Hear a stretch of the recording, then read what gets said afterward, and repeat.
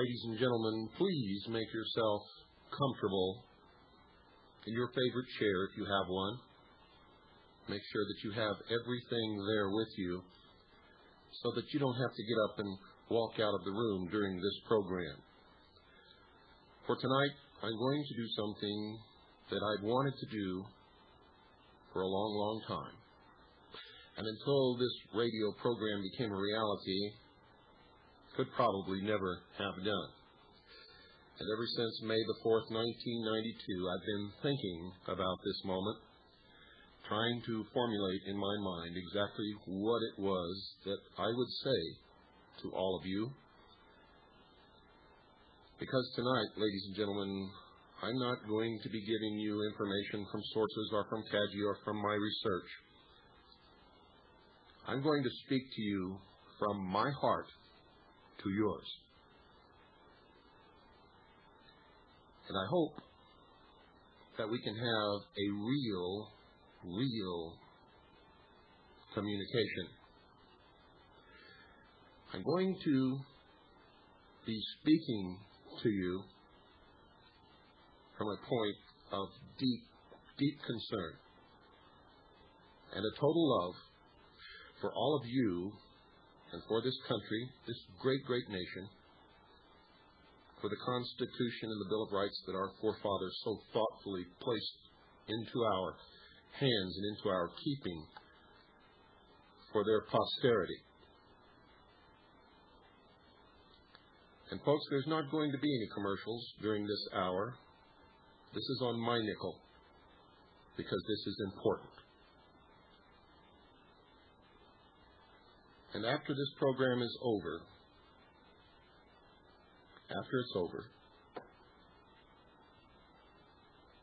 if you still walk away from your radio set confused about who I am or what I'm about or what I'm attempting to do or who you are and what you're about and what you should be doing, then I will have failed in my efforts during this hour.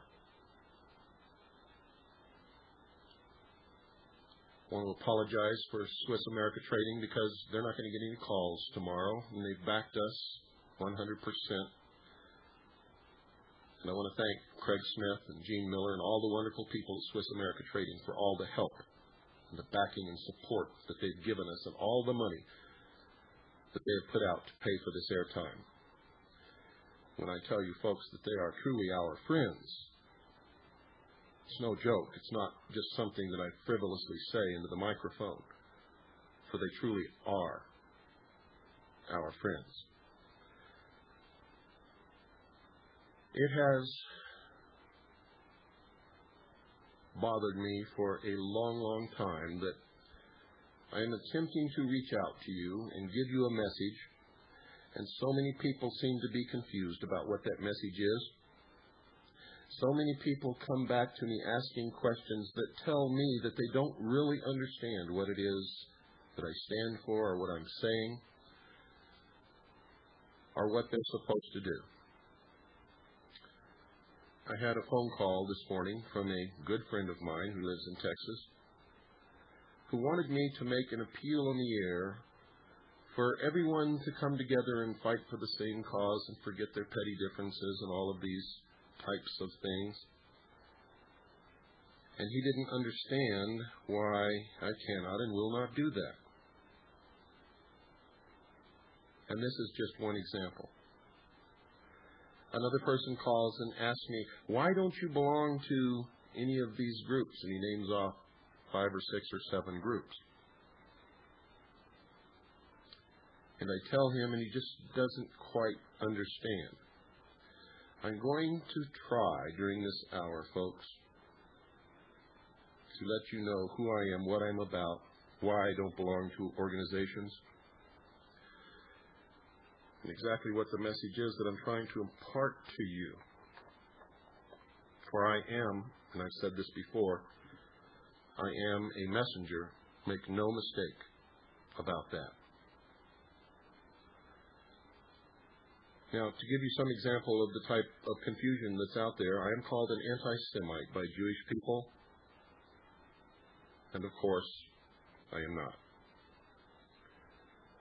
The blacks don't understand it when I say that they are just as racist as most whites, Jews, and Orientals whom they call racist. When they band together and hold up their fist and yell black power and plan and wait for the day when they can form their own black nation. So they don't know what I'm about. They're confused about who I am. I received a letter the other day from one of the leaders of the Aryan movement who claims that I have attacked the Aryan race. And he is wrong. For in my message that we are all one people and that the enemy is dividing us to conquer us, they all misinterpret my message. You see, if I don't come out for the white Aryan racist point of view, then I must be anti-Aryan, and that is not true. If I do not support the blacks' goals of bringing together a black nation, then I am anti-black, and that is not true. If I print the protocols of the wise men of Zion in my book, then I must be anti-Semitic, and that is not true. Most people, when they read my book, they read it selectively, and it must be read word for word from beginning to end with nothing omitted, for the book flows and everything leads into everything else. For those of you who may be Jewish, I specifically stated in my book that I believe that the protocols of the wise men of Zion are, if not in its entirety, at least partially, is made up of the plan that's being used to enslave us all. I state in my book that it was not written by Jews, and the document itself confirms that for people who can use their intellect and knows anything about Jews. I used it as an example in my book as how the plan to manipulate us all into the one-world totalitarian state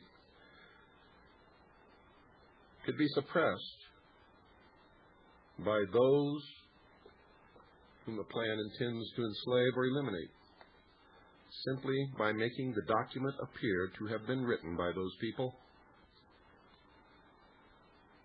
In my book, I talk about the manipulation of blacks. I talk about the fallacy of a master race, which is what generally the Aryans believe. And on this radio show, I've attempted to impart to you that those of you of the Christian faith who believe in the identity movement are wrong. You see, either Christ's ministry obliterated and superseded all that came before, or it did not. You cannot selectively say that Christ superseded some things and did not supersede others. Either the New Testament replaced the Old, or it did not. If you are a Christian, of course, if you are a Jew, then it makes no difference whatsoever, for you have always stuck with the Old Testament. And I heard the other night, I believe it was Pastor Bob, stating that he had seen on television 3 Jewish rabbis, very famous Jewish rabbis, he stated, who claimed that they had never read the first 5 books of the Bible. And he was probably correct in what he said, but he certainly misinterpreted, because you see, the Jews do not read the Bible. The first 5 books of the Christian Bible is, in fact, the Torah. The Jews read the Torah in the original Hebrew, and they have no need nor desire, according to the tenets of their religion, to ever read the Bible or the first 5 books of the Bible. Every young man of the Jewish faith, while he is a young man, must study the Torah, which is the first 5 books of the Christian Bible. while he studies the Torah, he's being prepared for what's called the bar mitzvah, or his coming into manhood. At his bar mitzvah, he recites from the Torah. So while Pastor Bob certainly was correct in that the Jews do not read the first 5 books of the Bible, and the first 5 books of the Bible are their Torah, he misinterpreted it to mean that they never read those books at all. In fact, ladies and gentlemen, they read a better book. They read the uncorrupted Torah that has not been perverted in translation over thousands of years, and they read it in the original Hebrew. Now, that's not to say that I'm putting any kind of stigmatism on the first 5 books of the Christian Bible, beginning with the book of Genesis. But you have to understand that in the process of translation into English by different authorities over the years, the meanings of some words have been changed. The meaning of the message that Pastor Bob was delivering, and I believe that he was doing this sincerely from his heart, according to his understanding, was that the Jews are not the true Israelites, that they don't even read the first 5 books of the Bible, that they go by something else. His message was flawed because it was not true, and it was not true because he does not understand anything about the Jewish people. Now, don't get me wrong, folks, I'm not Zionist. I am not for or against Israel. I believe Israel should stand on its own 2 feet. And if it survives, it survives. If it does not, it does not. Period. Israel does not support me or these broadcasts. I happen to know that at the heart and soul of what is changing the world and bringing about the New World Order is a strong element of Zionism, which has nothing to do with Judaism or the Jewish people, but is an Aryan thing. You see, the Aryan racists believe that they are a master race, that they are the true Israel.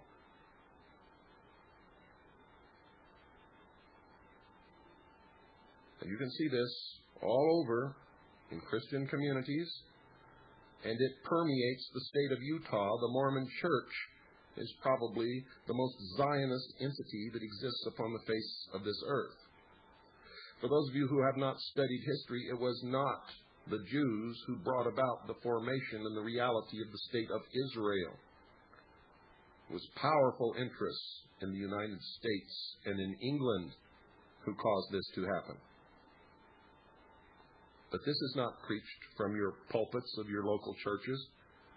This is not told to you if you are a follower of the Prophet Muhammad. All of us, as a whole people, are being manipulated. We're being manipulated by our religious beliefs, by the heads of our churches. We're being manipulated by the secret societies in bringing about the New Age.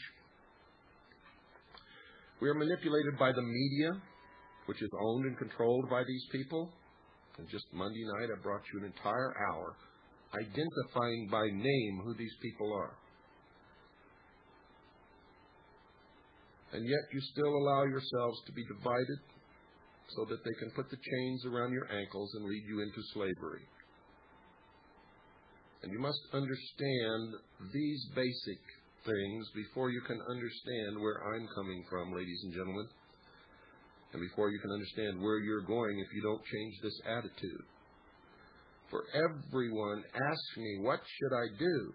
Everyone asks me, who can I believe? Everyone says, well, if you don't belong to these organizations, they must be no good. Or if you don't belong to this organization, you must be against it. That's not true, ladies and gentlemen. The strength of the American people has always been in their fierce independence.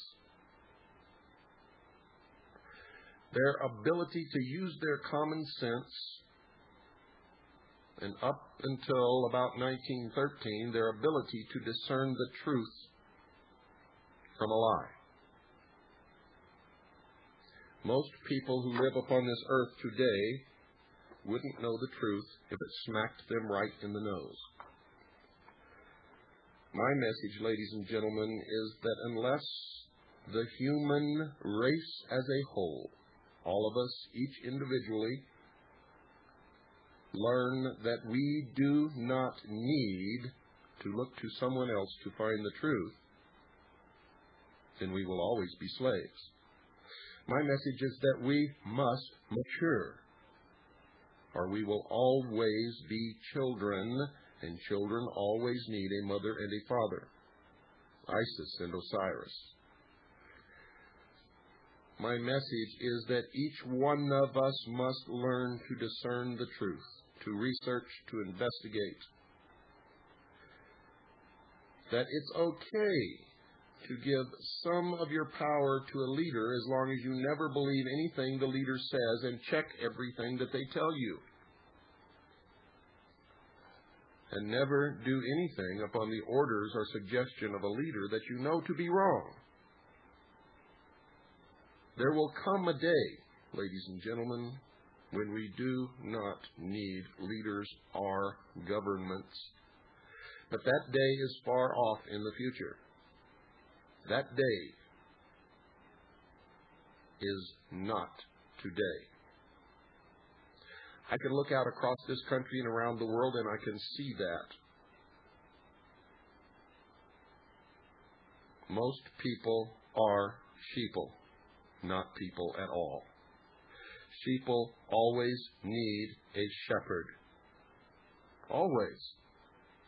And the shepherd will, because of necessity, fleece the sheep and occasionally lead them to slaughter. And until the sheep learn to become the shepherd of their own selves, this will always be true for mankind in general throughout the world. It will never be true for me, for I have transcended the need to revert to childhood. I do not need socialism. I don't need a mother and father. I don't need a babysitter. I have learned to think for myself. I don't even need a paycheck. My needs are very simple. I have a great thirst, an unquenchable thirst for truth, for knowledge. I have an unquenchable desire to meet my Lord and Savior face to face. I have a great need to help other people and try to wake them, to wake the sheeple, to empower the people and save freedom for the entire world, not just for this country, but for all people, of all colors, of all religions, of all nationalities, beautiful or ugly or somewhere in between, I don't care.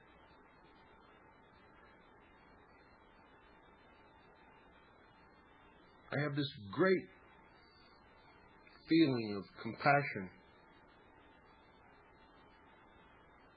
and understanding for those of you who are asleep and who cannot wake up. And I realize and understand that some of you never will,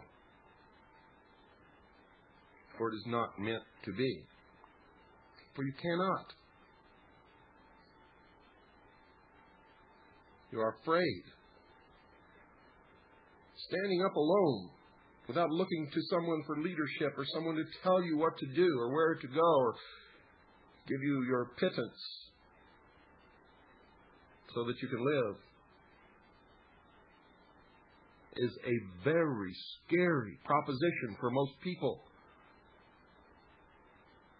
But at the same time, it is the only means of salvation upon this earth for the human race,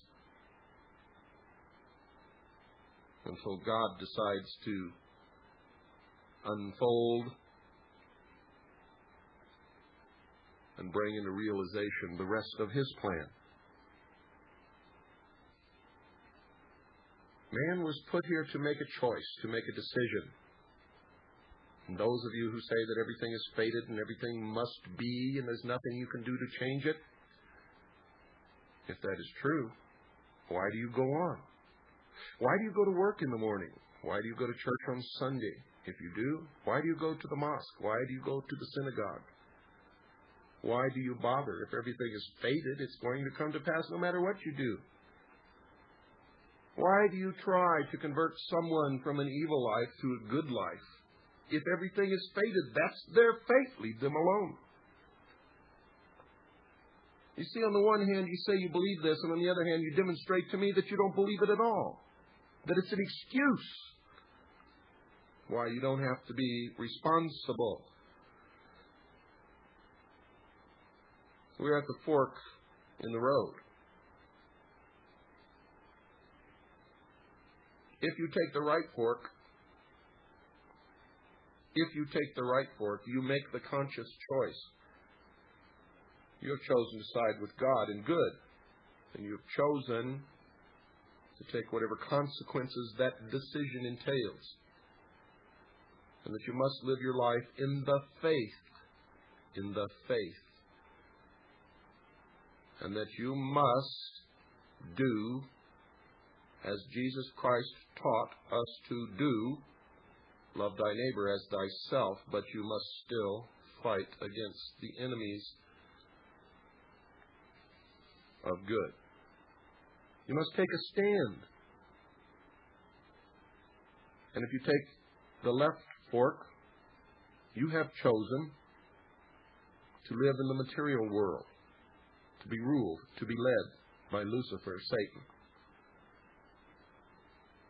You have chosen to live your life by your works, in the sure knowledge and belief that the promise that Satan made in the Garden of Eden is true, and that you will become God. That you will become God.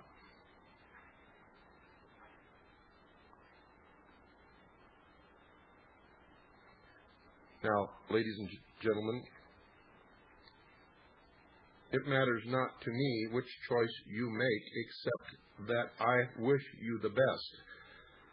And the best is the right choice, the right fork in the road. I have made my choice, and I am standing on God's battlefield, fighting this battle here. And if you take the left fork, I will feel sorry for you, but I will strike you down when it is required. For you have chosen the side of my enemy, of the enemy of God. And if you come against me on this battlefield, I must, of necessity, to fulfill my destiny, strike you down. It's that simple. It is that simple, ladies and gentlemen. There's nothing complicated about any of this. We're in a great struggle between the forces of good and the forces of evil upon this earth. It is the spiritual world, those who live by the law of God and by faith, those of the water of life, against those of the priesthood of the God of fire, Lucifer, of the material world, who live for things, for works. These two worlds can never be reconciled. Never.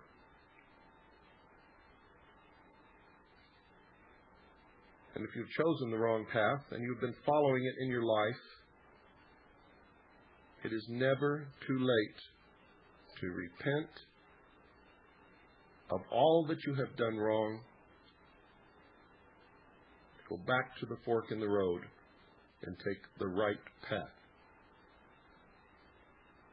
For God loves all equally. Equally. There is no master race. Whomsoever believeth in me shall have everlasting life, and there are no conditions attached to that statement. None. None of race, none of color, none of nationality, none of geography. It's time for our break, folks. Don't go away. I'll be right back after this very short pause. This ain't coming from no prophet, just an ordinary man. When I close my eyes, I see the way this world shall be. When we all hand in hand.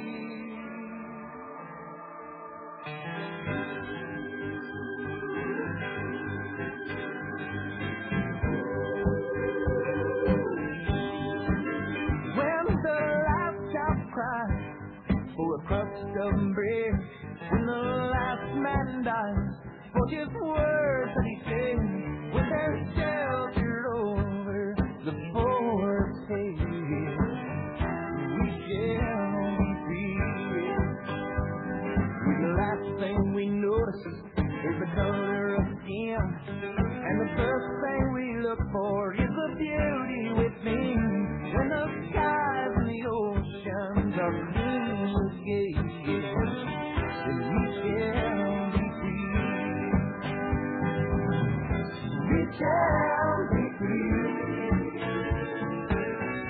We shall be free. And pray, walk round. We shall be free.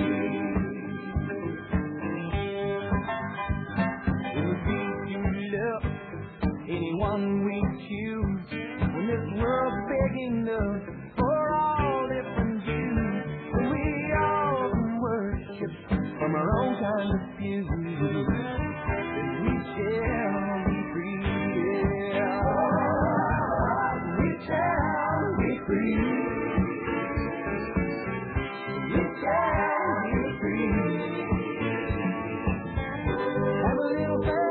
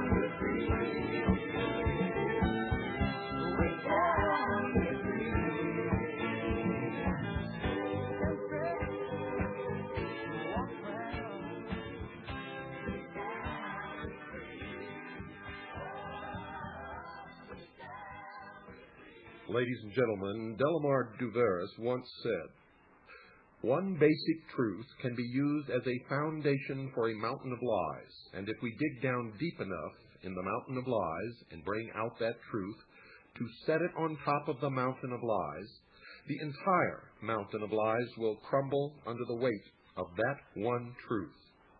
And there is nothing more devastating to a structure of lies than the revelation of the truth upon which the structure of lies was built, because the shock waves of the revelation of the truth reverberate and continue to reverberate throughout the earth for generations to follow, awakening even those people who had no desire to be awakened to the truth.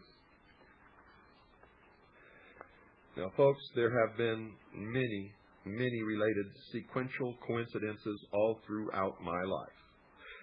Incidents that by themselves would have led nowhere. Statistically, the odds against the same or a related sequence of events happening to one individual are astronomically high against. It is this series of incidents that have convinced me that God has had a hand in my life.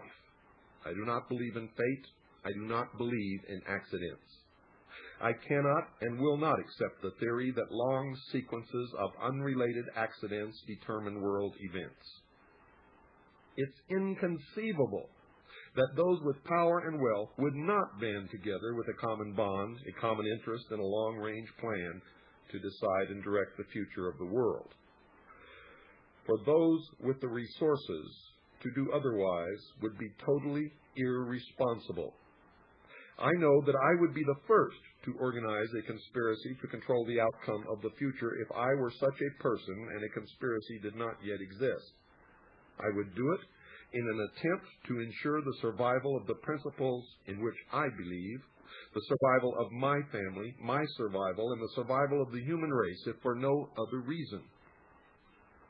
I believe, therefore, that a grand game of chess is being played on a level that we can barely imagine, and we are the pawns. Pawns, ladies and gentlemen, are valuable only under certain circumstances and are frequently sacrificed to gain an advantage. Anyone who has studied military strategy is familiar with the concept of sacrifice. Those who have seriously studied history have probably discovered the real reason we go to war on a regularly scheduled basis. Now, before you ever begin trying to understand my message, folks, I advise you to play at least 2 complete games of chess. You must learn the rules they play by. You must realize objectively that some pieces are more valuable than others and that the king is the most valuable of all. You cannot learn reality if you get caught up in the fantasy that it's not fair. You must come to know that the ultimate outcome of the game is the only thing that counts. You see, you were lied to when you were told that it does not matter whether you win or lose, it's how you play the game. Winning in the world of the elite is everything. Indeed, ladies and gentlemen, it is the only thing. The power, elite, the priests of the mystery religion of Babylon intend to win. My research has shown at this point that the future laid out for us may be just about impossible to change. I do not agree with the means by which the powerful few have chosen for us to reach this end. I do not agree that the end is where we should end at all. But unless we can wake the sheeple, nothing short of civil war will stop the planned outcome. Now, folks, I base that statement not on defeatism, but on the apathy of the majority of the American people. 25 years ago, I would have believed otherwise, but 25 years ago, I was also sound asleep. We have been taught lies. Reality is not at all what we perceive it to be. We cannot survive any longer by hanging on to the falsehoods of the past, no matter what they are. No matter what you think you believe, you must confront reality now at this point in history, or you are lost. Reality must be discerned at all costs if we are to be a part of the future. Truth must prevail in all instances, no matter who it hurts or helps, if we are to continue to live upon this earth. Now, folks, at this point, what we want may no longer matter. It is what we must do to ensure our survival that counts. The old way is in the certain process of destruction, and a new world order is beating down the door. To cling to the past is guaranteed suicide. To remain apathetic is assured enslavement. To learn the truth and then act upon it is the only means of survival at this moment. to shrug off the information that you hear from all sources, and especially from the hour of the time, and to disregard its warning will result in the complete destruction of the Republic of the United States of America. You will never get a second warning or a second chance. Like it or not, this is its stark reality. You can no longer turn your head, ignore it, pretend it's not true, say, it can't happen to me, run or hide.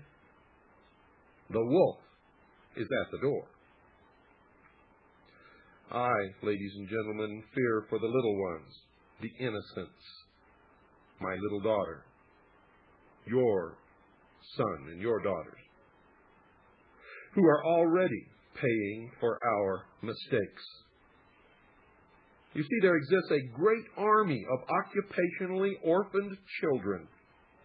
At this moment, they are attending government-controlled daycare centers, and latchkey kids who are running wild in the streets, and the lopsided, emotionally wounded children of single welfare mothers born only for the sake of more money in the monthly check. Open your eyes and look at them, for they are the future. In them I see the sure and certain destruction of this once proud nation. In their vacant eyes I see the death of freedom. They carry with them a great emptiness, as if they have no soul. And someone will surely pay a great, great price for their suffering. Now, if we do not act in concert with each other and ensure that the future becomes what we need it to be, then we will surely deserve whatever fate awaits us. I believe, ladies and gentlemen, with all my heart and soul that God put me in places and in positions throughout my life so that I would be able to deliver this warning to His people. I pray that I have been worthy and that I have done my job. And this is my creed. I believe first in God, number one in my life, the same God in which my ancestors believed. I believe in Jesus Christ and that He is my Savior. Second, I believe in the Constitution of the Republic of the United States of America without interpretation, as it was written and meant to work. For it is the only document in the history of the world that ever set anyone truly free. And no one else upon the face of this earth has ever lived as free as those of us who have lived under the Constitution and the Bill of Rights of the United States of America. I have given my sacred oath to protect and defend the Constitution of the United States of America against all enemies, foreign and domestic. Ladies and gentlemen, I intend to fulfill that oath. Third, I believe in the family unit, and in particular, my family unit. I have sworn that I will give my life, if it is required, in defense of God, the Constitution, or my family. And fourth, and I hope you listen to this very, very carefully. Fourth, I believe that any man without principles that he is ready and willing to die for at any given moment is already dead and is of no use or consequence whatsoever.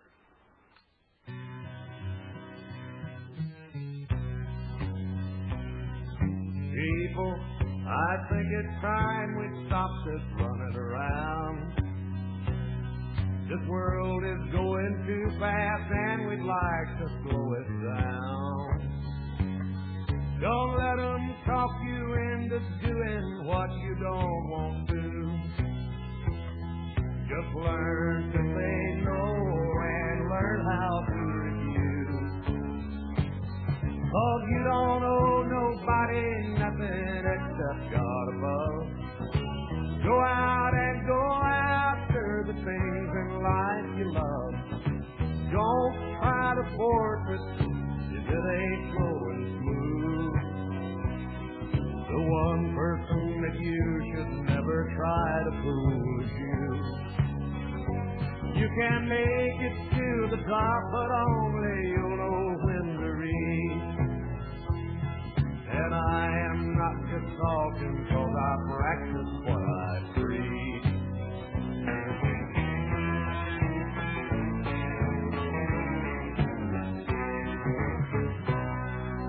Maybe you don't do all the things you're supposed to. Your boss gives you a job you hate, but you smile, that's the rule. You see yourself playing the game and it's rubbing you wrong. Oh, you don't know how much more you'll take, how long can it go on? Well, you don't know nobody, nothing except God above. Go out and go after the things in life you love. Don't try to force it if it ain't going smooth. The one person that you should never try to fool is you. You can make it to the top, but only you'll know when to reach. And I am not just talking, I practice what I preach. No, I am not just talking, 'cause I practice what I preach.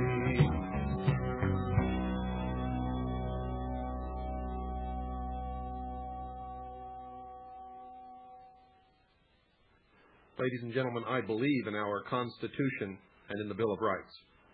I believe in it wholeheartedly without reservation. And I know that what I deny to others, I deny myself. I cannot take any rights away from anyone else that I also claim for myself. So I must allow everyone to speak. I must allow everyone to have their own religion, their own beliefs. It doesn't matter what that religion is. For if I deny them that right, then I also deny myself the right to my religion, and I realize full well that it could then be taken away from me. Many of you out there don't understand that. You're free. You're an American, or you're not. What you deny to the Nazi espousing his filth on the street corner, you deny yourself. And it is not in denying him his speaking ability that will save you. It is finding the truth for yourself and teaching it to your children, and even better yet, teaching your children how to find the truth for themselves that will insulate the good from the bad. Nothing else will do it. Legislating morality does not do it. It is an active, constant search for the truth that never ends, teaching your children how to perform the same search, and a free flow of information always. Ladies and gentlemen, occasionally I call you sheeple. Occasionally I demonstrate a great impatience with the way things are, and sometimes with the way you are. I would not do that if I did not care about you. For if I did not care, I would not bother. I love you all. You are the sum total of everything that I care about. And the Constitution and the Bill of Rights protects us against usurpation of our Creator-endowed rights, those rights given to us by God that make us what we are. I hope that you're beginning to understand me and what I am about. For it's not complicated at all, ladies and gentlemen. I cannot and will not join any organizations simply because I do not need a leader. I also am a messenger, and to join an organization pins me with whatever that organization is. Whether I am or not, I get labeled with that label. And then millions of people will not listen to what I have to say if I am wearing a label. So while many Jews may think I'm anti-Semitic, and many blacks may think I'm anti-black, and many Aryans may think I'm anti-Aryan, and on and on and on and on, I am only a messenger. I deliver the truth, whatever that truth may be. I will continue to do that until every single person upon the face of this earth has heard my message. And once that is done, it will be time for me to go, folks. For that is the sum total of the purpose of my life. The message is that mankind must mature, must grow up, and we must do it now. We are playing with toys that can destroy us all. We have fractured ourselves into groups which oppose each other with the end result of destruction of races, peoples, countries, maybe even continents. Maybe even all life upon this earth. We are flirting with destruction. We have abandoned God, and I'm not even going to begin to try to tell you the consequence of that action. This is the only nation in the history of the world formed upon the cornerstone of God, Creator-endowed rights. We must go back to basics, go back to our Constitution and our Bill of Rights, and we must go back to God. If we do not, we, as a nation, as a people, are doomed. I want to take a moment now to thank two very special people in my life. I get my sustenance from them. I derive my courage from them. They care for me when I am wounded. They prop me up. They dry my tears. They are always there for me. You know very little or nothing about them. My wife, Annie, and my little daughter, Dorothy, whom I call Pooh. Annie and Dorothy, I love you more than I could ever say. And for those of you who doubt the power of God, I have recently been praying that the children who were lost to me would come home. Jennifer Lynn, you have come home. I love you. I have always loved you. I dedicate the closing musical selection to those who have been with me during the roughest times of my life, Annie and Pooh. Good night. God bless America, and God bless you all.